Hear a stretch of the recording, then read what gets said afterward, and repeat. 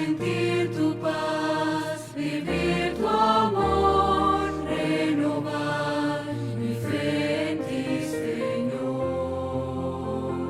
Renovar mi fe, quiero escuchar tu voz, quiero sentir tu paz, vivir tu amor. Hoy quiero escuchar tu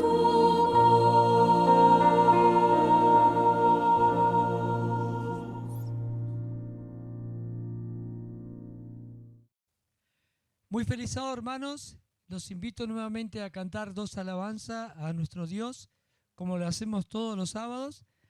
Y el primer himno va a ser el himno número 137 de Jesús, el nombre invoca.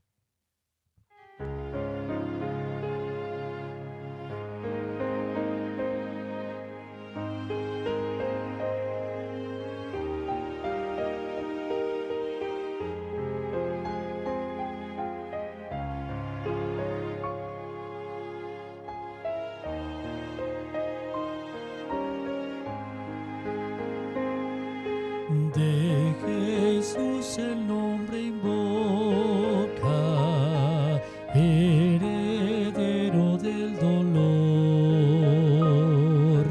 Dulce hará tu amarga copa con el néctar de su amor. Suave luz, manantial de esperanza, fe y amor, sumo bien celestial es Jesús el Salvador. De Jesús el nombre encima, que te sirva de broquel. Alma débil combatida, hallarás asilo en él. Suave luz, manantial de esperanza, fe y amor, sumo bien celestial es Jesús el Salvador. De Jesús el nombre ensalza, cuyo sin igual poder del sepulcro nos levanta, renovando nuestro ser. Suave luz, manantial de esperanza, fe y amor, sumo bien celestial es Jesús el Salvador.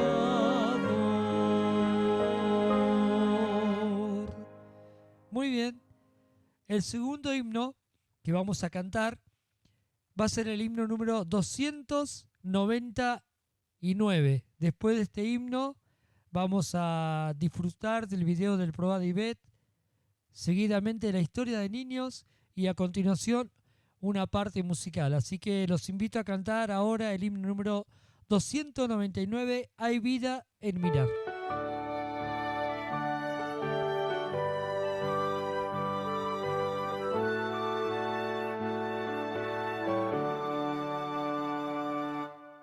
Hay vida en mirar a la Santa Cruz, dice Jesús, miradme a mí.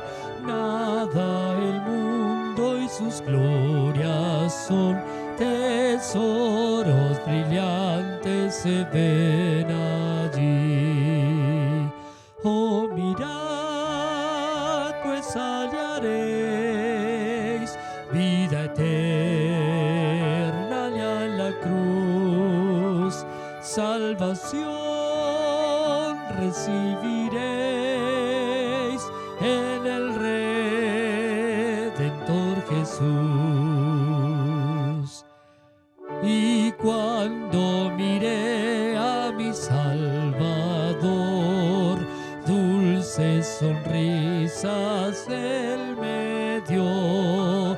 Hoy del maligno soy vencedor, mirando a la cruz don Jesús murió.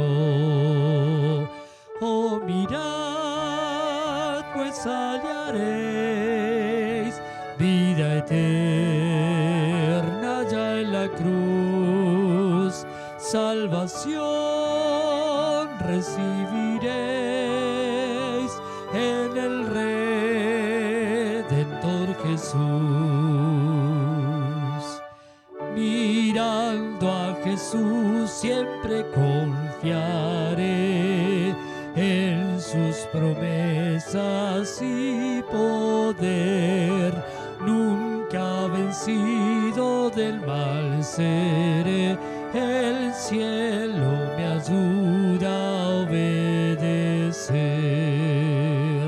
Oh, mirad, pues hallaréis vida eterna ya en la cruz.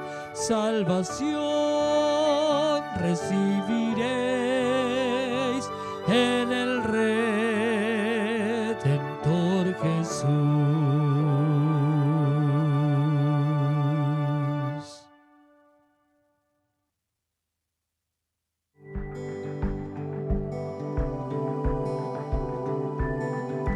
Probad y ved. Historia de hoy. ¿Por qué estoy trayendo mis ofrendas? Pregunta rápida. ¿Para dónde debe direccionar su diezmo si usted está decepcionado de su iglesia? Marta se hacía la misma pregunta porque no estaba conforme con su iglesia. Si usted, así como Marta, no tiene la seguridad de qué hacer con el diezmo en situaciones como esta, le invito a hacer un viaje en el tiempo para oír lo que el rey David tiene que decirnos con relación a este tema. El salmista dijo una vez: sacrifica a Dios alabanza y paga tus votos al Altísimo. Salmo 50, versículo 14. Él también dice: entraré en tu casa con holocaustos, te cumpliré mis votos. Salmo 66, versículo 13. De acuerdo, entonces dice: paga tus votos al Altísimo. Él está dejando bien claro que eso es algo entre usted y Dios. Es un acto de adoración. Por tanto, su diezmo nunca debe ser usado para evaluar el desempeño de su iglesia. En el segundo versículo, cuando David dice: entraré en tu casa con holocaustos, él está mostrando el lugar específico a donde deben ir nuestros diezmos, que es la casa del tesoro, tal como aprendemos en Deuteronomio 12, Segundas Crónicas 31, Nehemías 10, 12 y 13, Malaquías 3, versículos 8 al 10. En la Iglesia Adventista del Séptimo Día, su iglesia local es una extensión de la Casa del Tesoro, que es la asociación o misión. Es Dios quien determina cómo debe ser usado el diezmo a fin de que sea apoyo en la predicación del Evangelio alrededor del mundo. Al devolver el diezmo, pida al Señor que lo despoje de todo sentimiento humano y que le dé el deseo sincero de participar en este acto de adoración. Que podamos dejar de lado nuestros deseos y recordar que primero es Dios. Ahora, quiero invitarte para que juntos podamos adorar a nuestro Dios a través de los diezmos y ofrendas. Que el Señor te bendiga.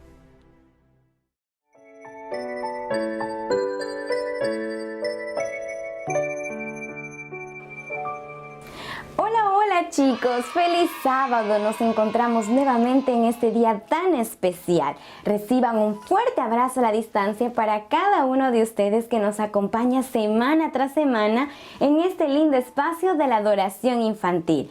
Hoy conoceremos la tercera historia que Jesús contó para ayudarnos a ser más felices siguiendo sus reglas divinas. Dos hombres estaban muy preocupados, querían construir sus casas, así que empezaron a buscar diferentes materiales y empezaron con la construcción, pero ¿saben? Decidieron construir en lugares distintos. Uno de ellos decidió construir su casa sobre las rocas y el segundo decidió construir su casa sobre la arena. De pronto, ¿Qué empezó a caer, chicos? Empezó a caer, sí, la lluvia. Empezó a caer mucha lluvia y fuertes vientos empezaron a soplar. ¿Quieres conocer el resto de la historia? Acompáñame a ver el siguiente video. Estas casas debían de pasar por una gran prueba, permanecer en óptimas condiciones después de una fuerte tempestad. ¿Qué creen ustedes que ocurrió con las dos casas? La lluvia caía y caía, vinieron ríos, soplaron fuertes vientos y golpearon contra aquella casa. Pero ¿saben? No cayó porque estaba construida sobre la roca. La otra casa también fue golpeada por fuertes lluvias y ríos, soplaron vientos muy fuertes, pero en este lugar la casa sí cayó, pues esta estaba construida sobre la arena. ¡Wow! Dos casas con un final distinto. Pero en realidad Jesús no estaba hablando de casas. Lo que Él quería era que las personas se pongan a pensar en su propia vida. ¿Qué están haciendo para ser felices? Entonces les dijo, aquellas personas que escuchan las enseñanzas de Jesús y permiten que Él los cuide, son comparados como aquella casa que fue construida sobre la roca, pues cuando vengan las dificultades seguirán confiando en Dios y haciendo su voluntad, se mantendrán firmes. Sin embargo, aquellas personas que no les gusta escuchar las enseñanzas de Jesús y que viven sin darle importancia a las reglas divinas, son comparados como aquella casa que fue construida sobre la arena, pues cuando vengan las dificultades se caerán, porque sus cimientos no están en la base firme que es en Cristo Jesús. Esta lección es también para todos nosotros. Nada alcanzará a los que ponen sus vidas en las manos de Dios, pues el amor divino es como una piedra bien firme. Aquellos que no acepten los planes de Dios no estarán firmes a su lado por no seguir las reglas divinas. Nosotros podemos pensar también en las dos casas de la historia.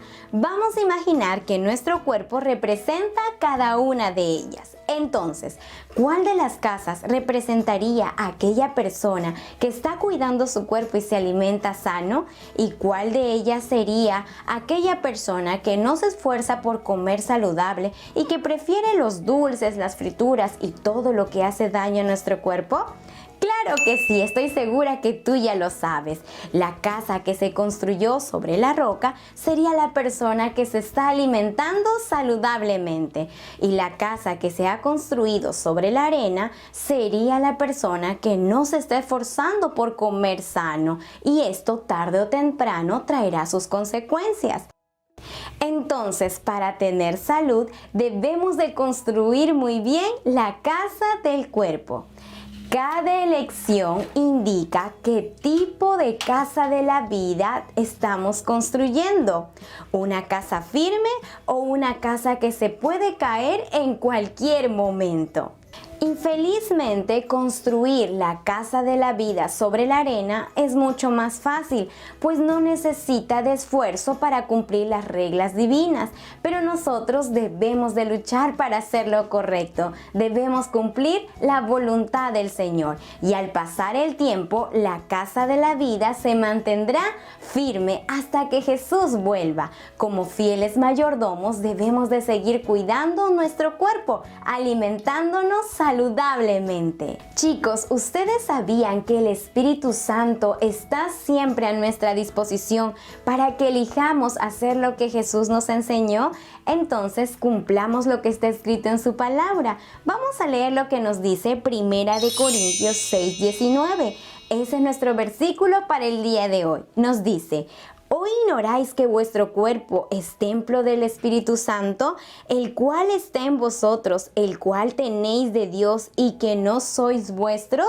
Entonces debemos de cuidar nuestro cuerpo para que el Espíritu Santo more en nosotros. Vamos a orar, acompáñame, cierra tus ojitos, oramos. Querido Dios, gracias te damos porque tú nos dejaste lindas enseñanzas en tu palabra. Ayúdanos a ser fieles y a cuidar de nuestro cuerpo. Te lo pedimos en el nombre de Jesús. Amén. Niños, no olviden todo lo que hemos aprendido el día de hoy. Nos vemos el próximo sábado.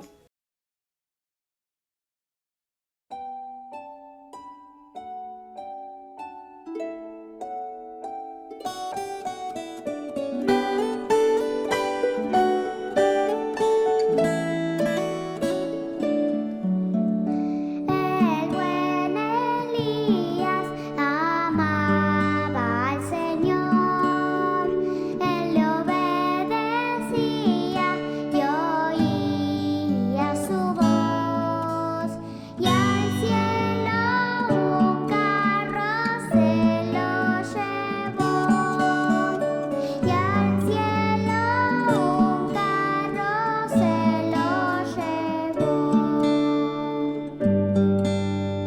Quiero ir al cielo y ver al Señor.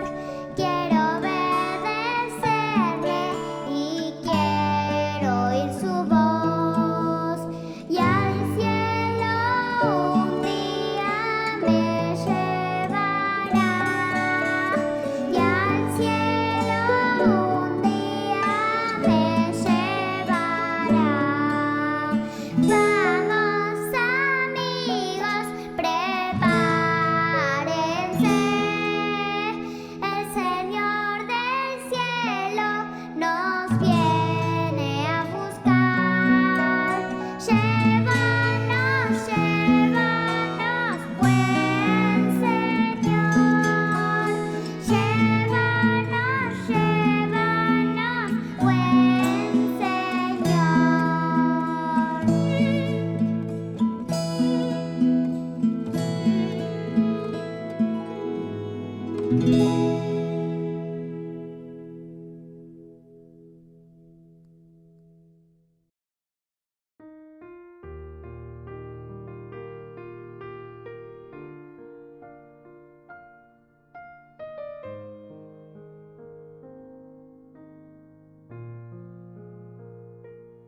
Cuando dos o tres se juntan en mi nombre, cuando reunidos buscan adorarme, si me hablaran hoy como hablan a un amigo, si buscaran hoy saber mi voluntad, yo abriría las ventanas de los cielos y mi espíritu daría sin reservas, supliría todas sus necesidades. Si me buscan hoy en oración, yo responderé y sanaré su dolor. Yo responderé y atenderé su clamor.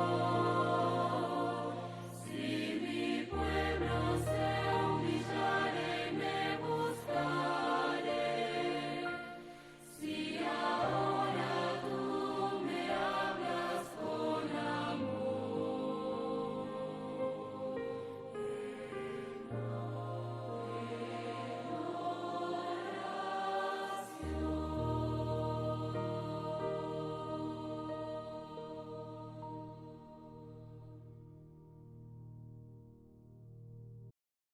Muy feliz sábado, queridos hermanos de Comodoro Rivadavia.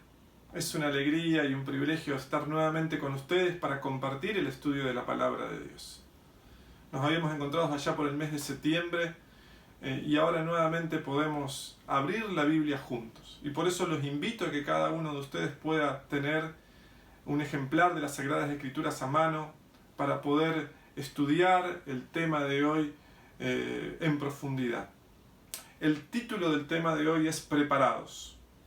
Sin lugar a dudas, la pandemia ha impactado en la iglesia. Nos ha impactado también a cada uno de nosotros en forma individual. El comienzo de la pandemia tal vez nos ha sacudido de tal forma que nos ha puesto en una situación de reflexionar acerca de nuestra vida espiritual, de poder ver qué cosas estábamos haciendo bien y qué cosas necesitábamos mejorar. Pero el paso del tiempo también conlleva un riesgo, el riesgo de que volvamos al letargo original. Pasa el tiempo, las cosas siguen más o menos igual y corremos el riesgo de volver a estar en un estado de somnolencia, adormecidos por lo que está pasando a nuestro alrededor. Sin lugar a dudas, nos toca enfrentar una de las situaciones más desafiantes de la iglesia en los últimos años. La pandemia, que es de origen demoníaco, nos ha aislado y es una estrategia satánica. Aislados no nos podemos apoyar los unos a los otros, es mucho más difícil. Hay personas inclusive de tu misma iglesia que desde el comienzo de la pandemia han podido conectarse muy poco por los diferentes medios. Hay personas que no tienen conectividad, hay otras que se han enfriado en su vida espiritual. Y el aislamiento sumado a la pandemia y a las noticias sobre la pandemia ha producido miedo. Y el miedo paraliza. Y el miedo es enemigo del amor y el amor viene de Dios. Por lo tanto, el miedo es también de origen satánico. El enemigo en estos momentos utiliza 3 estrategias. Yo lo llamo las 3 D del diablo. Nos distrae, nos divide y nos desanima. Las 3 D. Nos distrae, nos divide y nos desanima. Estamos en guerra, queridos hermanos, y eso tenemos que tenerlo bien en claro. Lo que estamos viviendo no es un juego, y el diablo por todos los medios posibles nos quiere distraer de nuestra misión y de nuestra preparación personal. Nos quiere dividir para que no podamos apoyarnos los unos a los otros, y finalmente nos quiere desanimar en nuestra vida espiritual. Necesitamos estar preparados. Y en esta mañana quiero invitarlos a buscar en sus Biblias un pasaje sumamente conocido, pero que tiene una aplicación especial, definida para este tiempo. Antes de abrir la palabra de Dios, quiero invitarte allí donde estás, a que podamos orar juntos, para que el Señor nos guíe en su estudio. Querido Padre que estás en los cielos, cariñoso Dios, te damos gracias porque podemos abrir tu palabra, porque podemos hacerlo todavía en libertad. Señor, te rogamos que nos ayudes a entender el tiempo que estamos viviendo y que al abrir tu palabra podamos escuchar tu voz. Señor, que puedas quitar del medio todo impedimento para que podamos escuchar el mensaje que tienes para nosotros. Pero también que nos des la sabiduría, que nos des el valor, que nos des la decisión para poder aplicar a nuestra vida las enseñanzas que tú nos das.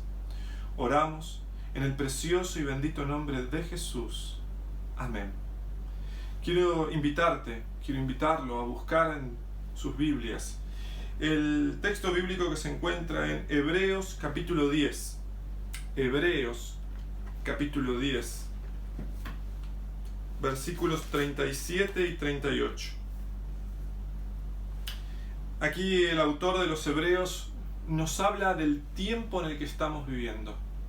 Necesitamos darnos cuenta del sentido de inminencia, del tiempo profético que estamos atravesando. Es lo que hoy podríamos llamar, lo que la Biblia describe como principio de dolores. Las cosas que están pasando a nuestro alrededor. Cuando leemos las descripciones que se hacen en Mateo 24, Marcos 13, Lucas 21 y las porciones proféticas que se encuentran tanto en Apocalipsis como en Daniel, nos muestran un cuadro muy claro acerca de los acontecimientos finales. Y la Biblia describe este tiempo como aquel tiempo que se llama principio de dolores. Ahora, ¿qué dice Hebreos capítulo 10, versículo 37? Porque aún un poquito, y el que ha de venir vendrá, y no tardará, mas el justo vivirá por fe.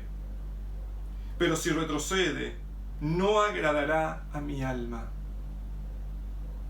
Porque aún un poquito, y el que ha de venir vendrá. Cuando el autor de Hebreos presenta este pasaje, lo presenta en el contexto del que venimos hablando.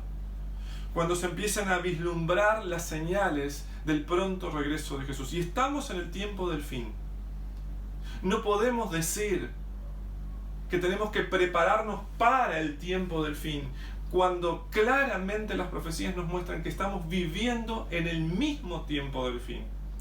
Y quizás podríamos decir, en el fin de ese tiempo del fin, que comenzó allá por 1798, con la cabeza herida de muerte de aquella bestia de Apocalipsis 13. Estamos viviendo los últimos días de la historia de este mundo. Ese sentido de inminencia es el que tenemos que trasladar a nuestra vida. Y es interesante lo que dice Elena Gedeway al respecto. En el tercer tomo de Joyas de los Testimonios, página 280, ella dice lo siguiente: estamos viviendo en el tiempo del fin. El presto cumplimiento de las señales de los tiempos proclama la inminencia de la venida de nuestro Señor. La época en que vivimos es importante y solemne. El Espíritu de Dios se está retirando gradual, pero ciertamente de la tierra. Y lo vemos a nuestro alrededor, que el Espíritu de Dios se está retirando poquito a poquito. Y ya el mal está teniendo cada vez menos freno. A lo malo se le llama bueno. A lo bueno se le llama malo. Eso es lo que nos rodea. Esa es la situación en la que estamos viviendo. Ahora, Elena Gedeway agrega en el segundo tomo de Joyas de los Testimonios, página 76, muchos de los que han sido colocados sobre las murallas de Sión, y esto es, queridos hermanos, ustedes y yo, nosotros hemos sido colocados como atalayas en este tiempo. Muchos de los que han sido colocados sobre las murallas de Sión para observar con ojo de águila la inminencia del peligro y elevar la voz de amonestación, están ellos mismos dormidos. Los mismos que debieran ser los más activos y vigilantes en esta hora de peligro, están descuidando su deber y trayendo sobre sí mismos la sangre de las almas.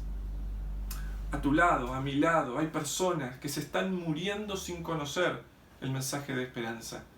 Y es nuestra responsabilidad poder dar a la trompeta un sonido certero, poder anunciar al mundo que nos rodea que Cristo viene pronto. Pero para eso tenemos que estar preparados. Sentido de inminencia. Aún un poquito y el que ha de venir vendrá.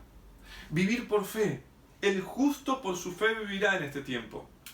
El justo por su fe vivirá. Pero ¿qué significa vivir por fe? ¿Cuál es el significado?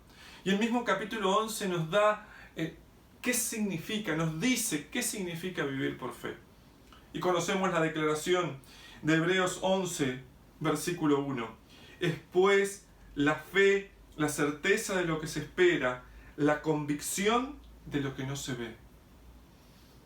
Certeza.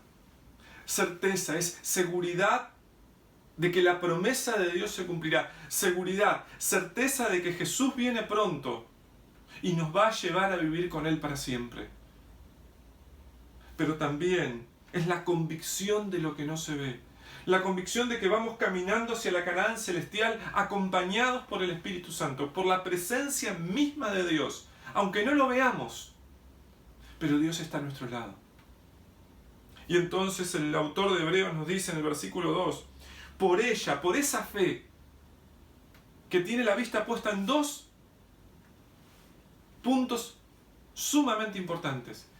En el premio, en el galardón, en la patria eterna, pero también en la compañía de Dios, cada día. En la compañía de Jesús, cada momento. Por esa fe alcanzaron buen testimonio los antiguos, dice. Y entonces presenta el versículo 3. Por la fe comprendemos que el universo fue hecho por la palabra de Dios, de modo que lo que se ve fue hecho de lo que no se veía. Y les pregunto, queridos hermanos, queridos amigos, ¿cuál es el primer ejemplo de fe? ¿Cuál es el primer modelo que el Hebreos nos presenta acerca de la fe? Y a veces podríamos pensar que el primer modelo es Abel, pero no.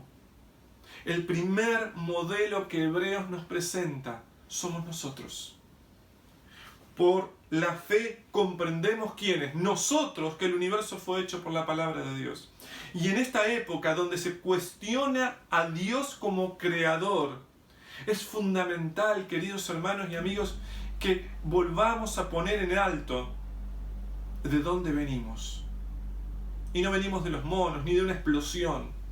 Venimos de la mano amorosa de nuestro Dios. Porque Él nos creó. Y el sábado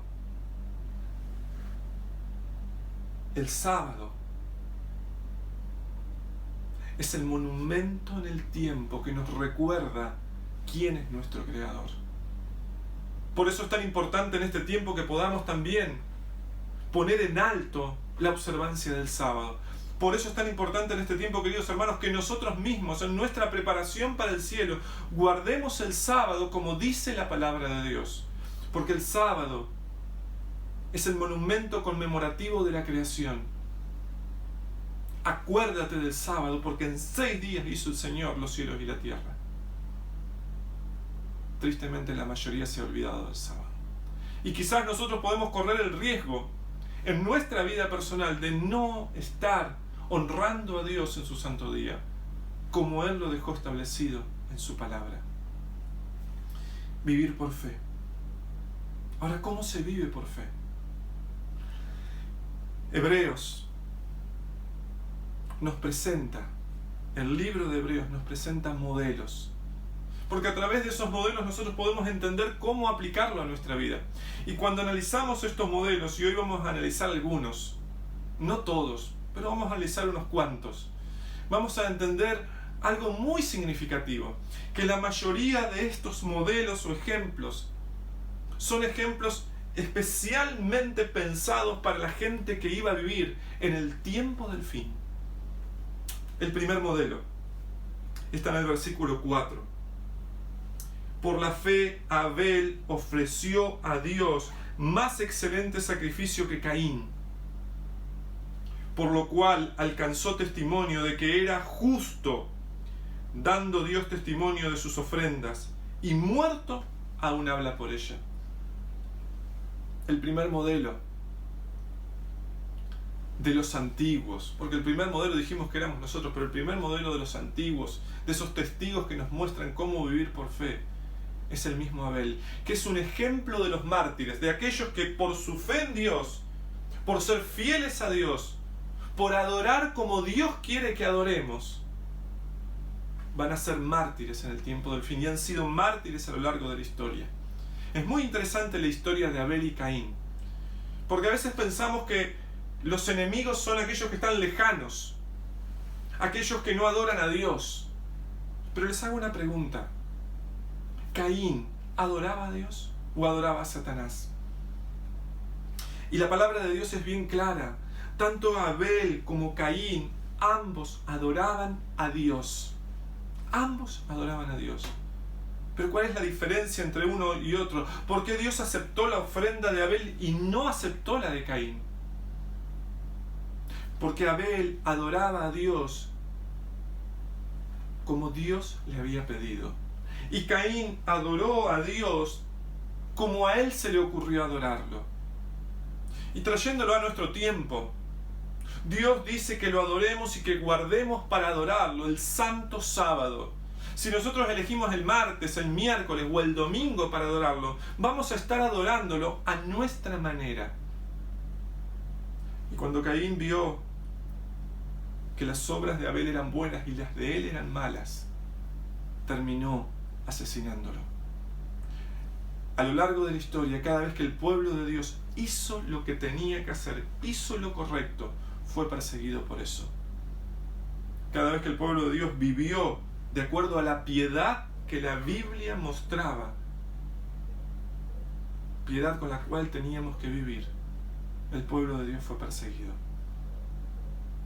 Ahora, el segundo ejemplo se encuentra en los versículos 5 y 6, y es el ejemplo de Enoc.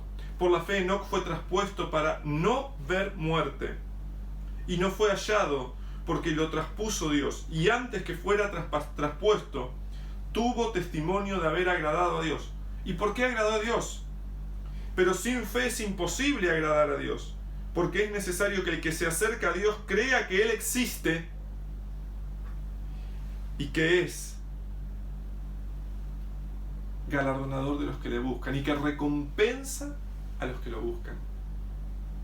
Y aquí vemos dos características de Enoc, que es un ejemplo de aquellos que van a estar de pie, vivos en ocasión de la segunda venida de Cristo, aquellos que no van a conocer la muerte. Enoc se mantuvo firme con dos seguridades, que son las que nos muestran la definición de fe. En primer lugar, él estaba convencido de que Dios estaba caminando a su lado. Es muy interesante que cuando Génesis describe la vida de Enoc, dice que caminó con Dios y entonces Dios se lo llevó. Queridos hermanos, querido hermano, querida hermana, queridos amigos, vos que estás del otro lado, Dios quiere caminar a tu lado, pero no puede hacerlo si no se lo permitimos. Dios quiere estar a nuestro lado, no solo cuando estamos en la iglesia, no solo cuando participamos del culto, sino cada momento de nuestra vida. Y Enoc fue consciente de que Dios estaba caminando con él, y caminó con Dios. Y la segunda certeza que Enoc tenía es que Dios recompensa a los que lo buscan. Él tenía su vista puesta en la patria celestial, en la vida con Dios para siempre. Y por eso Dios se lo llevó. Vamos al siguiente ejemplo, que es el de Noé.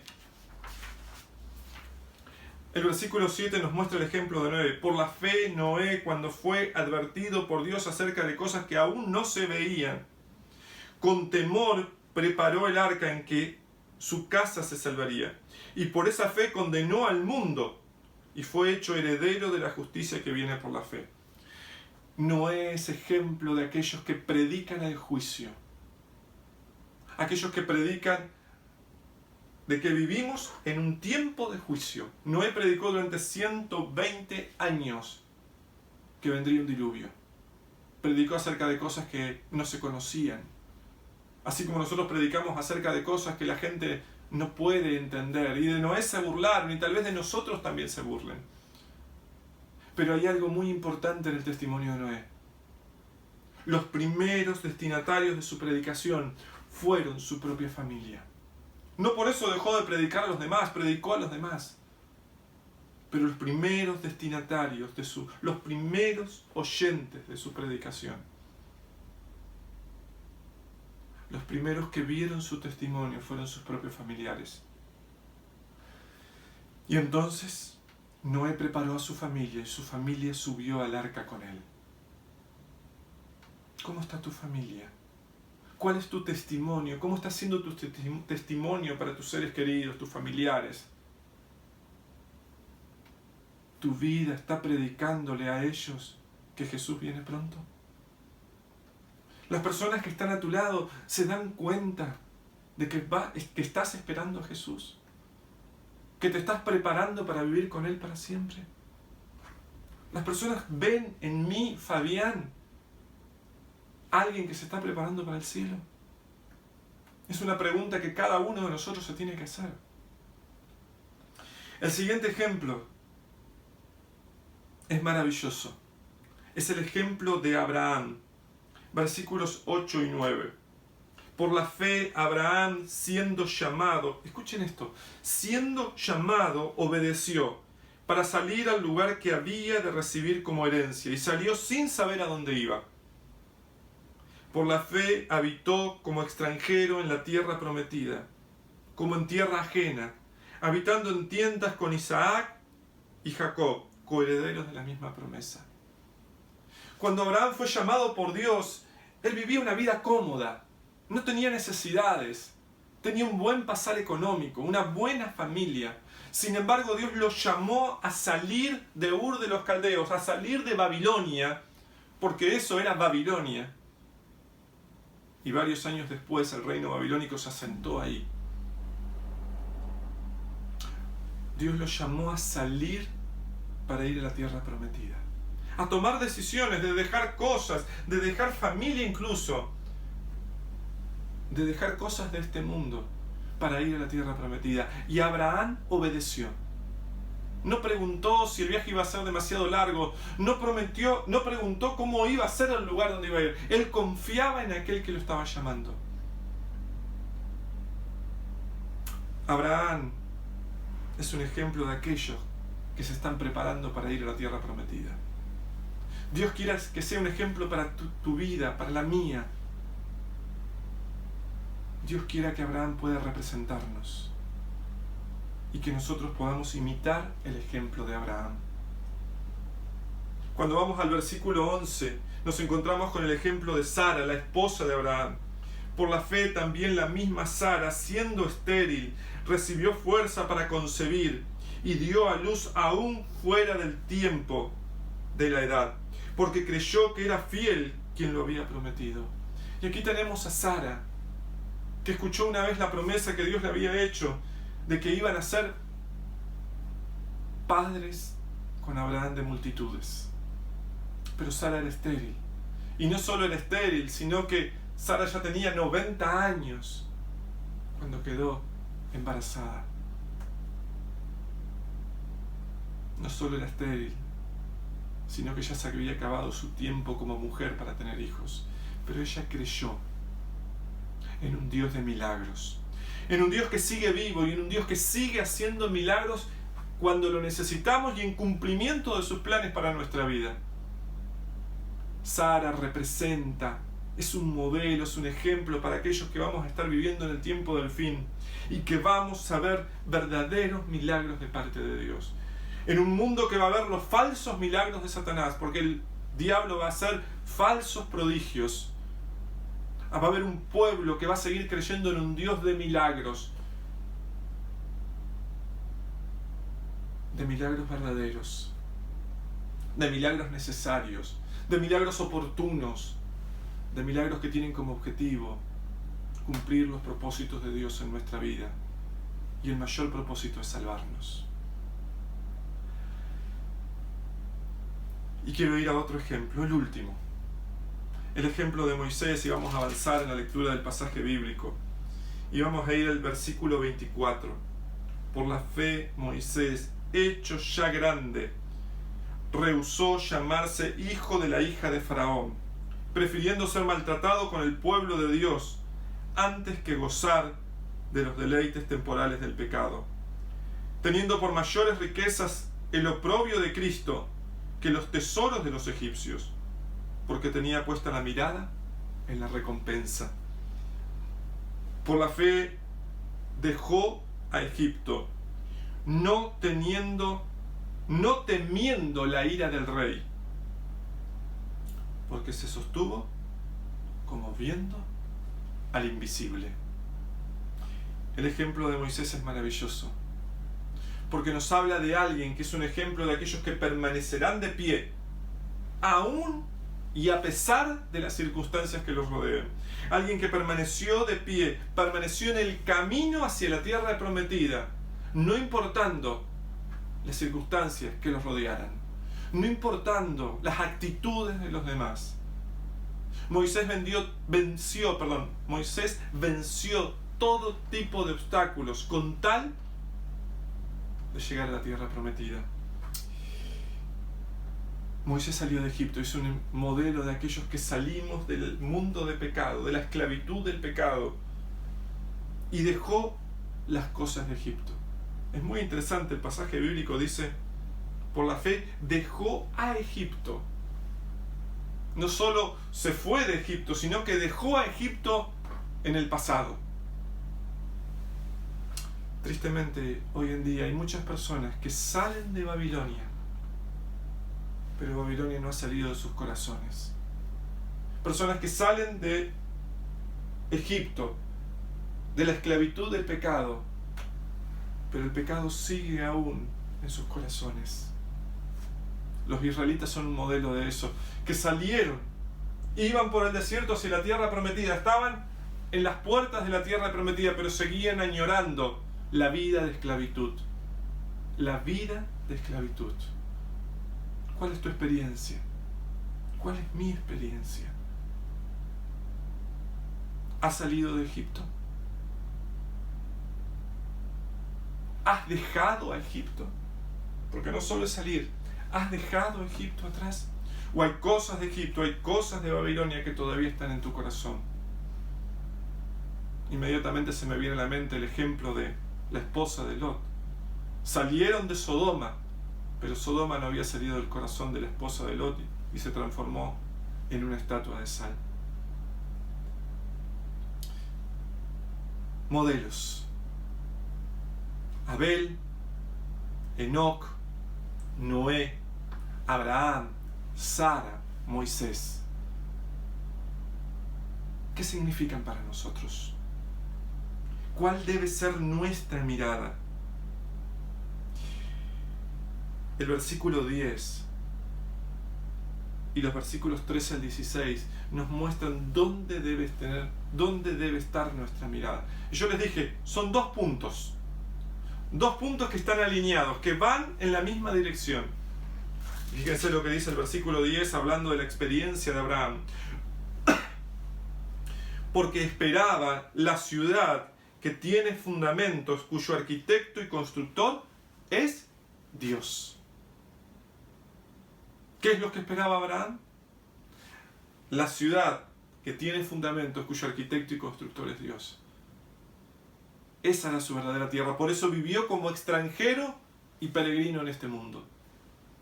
Y el versículo 13 al 16 nos muestra: en la fe murieron todos estos sin haber recibido lo prometido, sino mirándolo de lejos y creyéndolo y saludándolo y confesando que eran extranjeros y peregrinos sobre la tierra. Los que esto dicen, claramente dan a entender que buscan una patria. Pues si hubieran estado pensando en aquella de donde salieron, ciertamente tenían tiempo de volver. Pero anhelaban una mejor, esto es, celestial. Por lo cual Dios no se avergüenza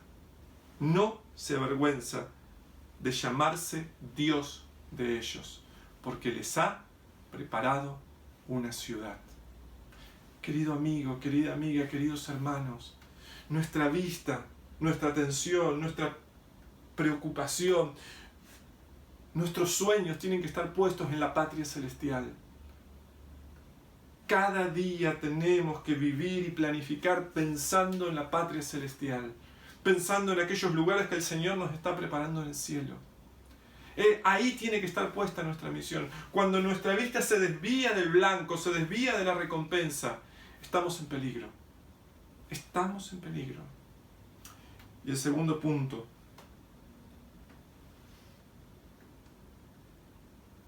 tiene que ver con otro aspecto fundamental. Fíjense lo que dice el versículo 39 y 40. Ninguno de ellos, aunque alcanzaron buen testimonio mediante la fe, recibió lo prometido. Ninguno recibió lo prometido todavía. ¿Por qué? Porque Dios tenía reservado algo mejor para nosotros, para que no fueran ellos perfeccionados aparte de nosotros. Cuando Jesús venga, ellos resucitarán y juntos iremos al cielo.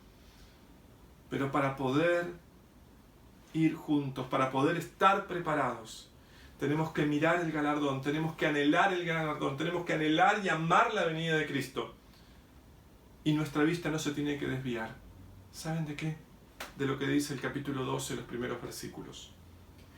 Por tanto, nosotros también, tú y yo, vos y yo, usted y yo, cada uno de nosotros, nosotros también, teniendo en derredor nuestro tan grande nube de testigos, y está hablando especialmente de los héroes de la fe, tan grande nube de testigos, despojémonos de todo peso y del pecado que nos asedia, y corramos con paciencia la carrera que tenemos por delante. Despojémonos de todo peso, con la ayuda del Espíritu Santo, con la ayuda de Dios. Dejemos las cosas que nos atan a este mundo y corramos con paciencia, con perseverancia la carrera que tenemos por delante. Puestos los ojos, ¿dónde? En Jesús. Puestos los ojos en Jesús, el autor y consumador de nuestra fe, el cual, por el gozo puesto delante de él, sufrió la cruz, menospreciando el oprobio, y se sentó a la diestra del trono de Dios. Considerad a aquel que sufrió tal contradicción de pecadores contra sí mismo, para que vuestro ánimo no se canse hasta desmayar, porque aún no habéis resistido hasta la sangre combatiendo contra el pecado. Y no, ninguno de nosotros ha resistido hasta la sangre combatiendo contra el pecado. Queridos amigos, queridos hermanos, nuestra vista no se puede desviar de Jesús. Cuando nos desviamos de Jesús, cuando empezamos a mirar los defectos de los demás, corremos peligro. Cuando nos desviamos de la recompensa, cuando empezamos a aferrarnos a las cosas de este mundo, corremos peligro. Y normalmente, cuando eso pasa, terminamos cayéndonos del camino, terminamos apartándonos del camino. Por eso, despojémonos de todo peso. Estamos en guerra. No perdamos de vista eso. El diablo quiere distraernos, dividirnos y desanimarnos.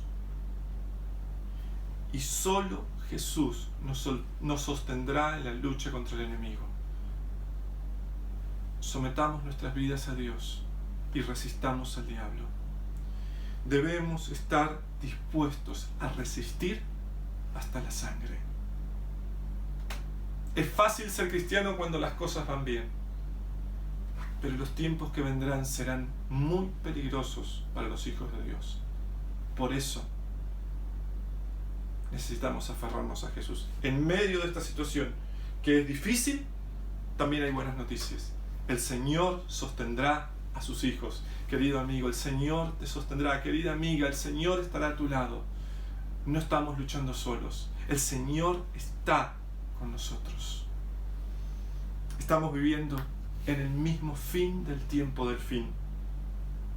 Y necesitamos estar preparados. Y necesitamos preparar a otros. Nuestro testimonio tiene que ser poderoso en este tiempo. Necesitamos preparar a nuestras familias. Necesitamos prepararnos junto a nuestros hermanos de iglesia. Necesitamos apoyarnos los unos a los otros. Aunque la misma pandemia nos haya querido dividir, no permitamos que el diablo se salga con la suya. Tenemos que estar más unidos que nunca, estudiando cada día la palabra de Dios, porque la fe se alimenta cada día por el estudio de la Biblia. Cada día orando, cada día uniéndonos a nuestros hermanos en oración, hablando con ellos, apoyándonos. Necesitamos estar unidos, necesitamos visitarnos siempre que podamos. Necesitamos animarnos porque estamos caminando hacia el mismo lugar, la Canaán celestial. Quiero compartir con ustedes el relato de la primera visión que tuvo Elena G. de White. Se encuentra en el primer tomo de Mensajes Selectos, páginas 70 y 71. Dice: mientras orábamos en el altar familiar, descendió sobre mí el Espíritu Santo y me pareció ser levantada cada vez más arriba, muy por encima del oscuro mundo. Me volví para buscar al pueblo adventista en el mundo, pero no lo hallé, en parte alguna. Y entonces una voz me dijo: vuelve a mirar un poco más arriba. Alcé los ojos y vi un sendero recto y angosto trazado muy por encima del mundo. El pueblo adventista andaba por ese sendero en dirección a la ciudad que se veía en su último extremo. En el comienzo del sendero, detrás de los que ya andaban, había una brillante luz, que según me dijo un ángel, era el clamor de medianoche. Esa luz brillaba a todo lo largo del sendero para que no tropezaran. Delante de ellos iba Jesús guiándolos hacia la ciudad. Guiándolos hacia la ciudad. Y si no apartaban los ojos de él, iban seguros. Pero no tardaron algunos en cansarse, diciendo que la ciudad estaba todavía muy lejos y que contaban con haber llegado más pronto a ella. Entonces Jesús los alentaba levantando su glorioso brazo derecho, del cual provenía una luz que ondeaba sobre la hueste adventista, y exclamaban: ¡Aleluya!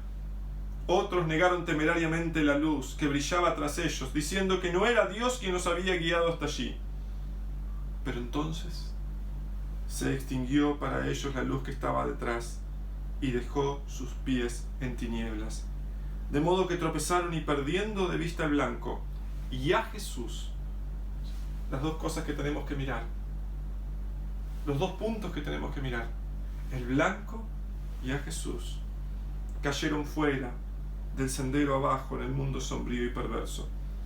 Se extinguió para ellos la luz que estaba detrás y dejó sus pies en tinieblas, de modo que tropezaron y perdieron de vista el blanco y a Jesús. Era tan imposible que ellos, los que abandonaron su fe en el movimiento de 1844, recobraran el camino y fueran a la ciudad, como todo el mundo impío que Dios había rechazado. Cayeron a todo lo largo del sendero, uno tras otro. El pueblo adventista andaba por ese sendero en dirección a la ciudad, que se veía en su último extremo. En el comienzo del sendero, detrás de los que ya andaban, había una brillante luz que, según me dijo un ángel, era el clamor de medianoche. Esta luz brillaba a todo lo largo del sendero para que no tropezaran.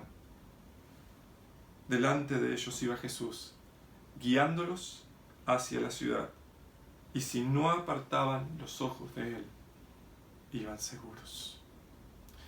Querido amigo, querida amiga, querido hermano, querida hermana, estamos en camino hacia la ciudad. No nos olvidemos de dónde venimos. No neguemos la luz que nos ha acompañado hasta aquí, porque fue Dios el que nos trajo hasta este lugar. Fue Dios el que nos trajo hasta este momento. Y no perdamos de vista a Jesús, ni perdamos de vista el galardón, la ciudad que tiene fundamentos, cuyo arquitecto y constructor es nuestro Dios. Porque aún un poquito, y el que ha de venir vendrá, y no tardará. Maranata, Cristo viene. Que Dios los bendiga.